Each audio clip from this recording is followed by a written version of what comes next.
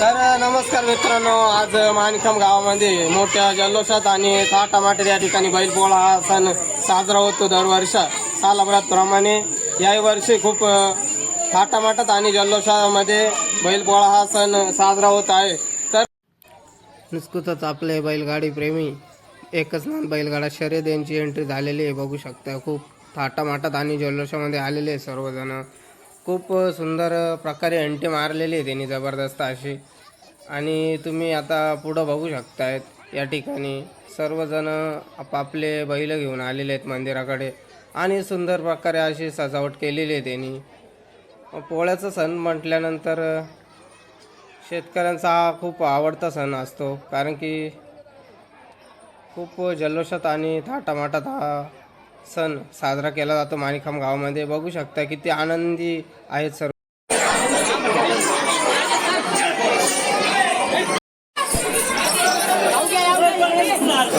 राऊंदळ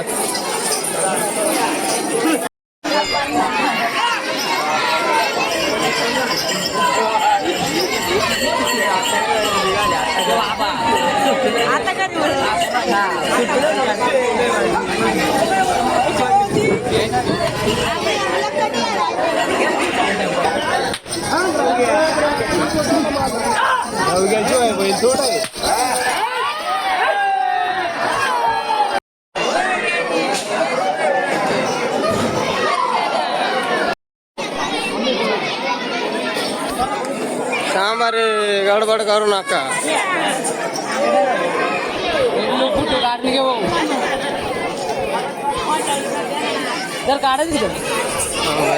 मला बघतो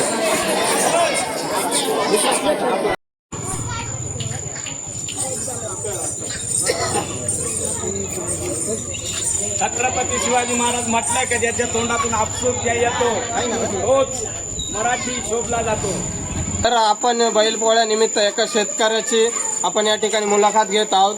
तर गोकुळ आडोळे हे आपल्याला त्यांच्या बैलाचं जे काही वर्णन आहे ते कसे त्यांच्या बैलाला जोपासतात हे आपल्याला एक 5 मिनिटात आपल्याला ते सांगतील. तर चला बघूया आपण.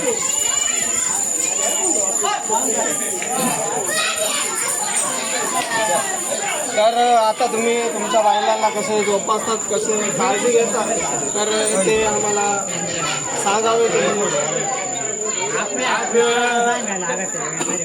2/9/2024 रोजी हा बैलपोळा सण साजरा करीत आहोत. पण हा गेल्या माझ्या वयाच्या नुसार माझी 3 पिढीमध्ये मी हे बैलपोळा सण साजरा करतो. माझे वडील वसंत रामचंद्र आडोळे, त्यांचे चिरंजीव गोकुळ वसंत आडोळे आणि माझे चिरंजीव पंकजी गोकुळ आडोळे आणि सोमनाथ गोकुळ आडोळे, निवृत्ती गोकुळ आडोळे आणि माझे पुतणे मयूर नामदेव आडोळे या अतिशय थाटामाटात या बैलांचा पाहिजे तसं मेहनत घेतात आणि पाहिजे तसं त्यांना खाणं पुरवतात. कोण काय करतं कोण काय नाही अशी त्यांची मशागत करीत असतात. प्रत्येक वर्षाला त्यांना हा बैलपोळ्याचा सण आला का त्यांना खूप असा आनंद होतो. एवढं बोलून माझे 2 शब्द थांबतोय आणि जय हिंद, जय महाराष्ट्र. तर धन्यवाद. आपल्याला खूप सुंदर प्रकारे यांनी जे काही ते कसे बैल जोपासतात, कसे ते बैलांची काळजी घेतात ते आपल्याला सांगितलं आहे. तर शेतकरी राजाला बैलपोळ्याच्या खूप खूप शुभेच्छा. धन्यवाद.